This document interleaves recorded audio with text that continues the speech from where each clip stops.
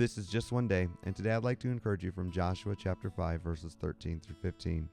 And it came to pass when Joshua was by Jericho that he lifted his eyes and looked, and behold, a man stood opposite him with his sword drawn in his hand. And Joshua went to him and said to him, Are you for us or for our adversaries? So he said, No, but as commander of the army of the Lord I have now come. And Joshua fell on his face to the earth and worshipped, and said to him, What does my Lord say to his servant? Then the commander of the Lord's army said to Joshua, Take your sandal off your foot, for the place where you stand is holy. And Joshua did so.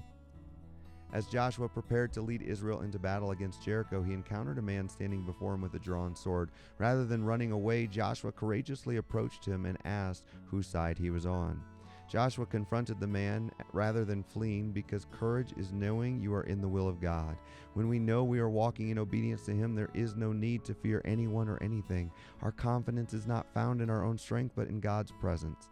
The commander of the Lord's army did not come to take sides. He came to remind Joshua whose battle it truly was. Joshua's responsibility was not to ask whether God was on his side, but whether he was fully surrendered to God's purpose. Joshua immediately fell on his face and worshipped and obeyed the Lord's command to remove his sandals, because he was standing on holy ground. The Lord reveals His presence in a person's life as the direct result of personal obedience to Him.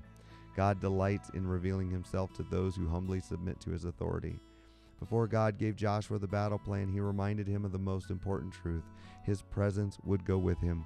Victory would not come because Joshua was a great leader, but because God was with him. Don't let fear determine your response to the challenges before you. Walk in obedience, trusting God's presence is greater than any obstacle you will face. For just one day, surrender yourself fully to God's will and move forward with courage, knowing that when you walk with Him, you never face life's battles alone.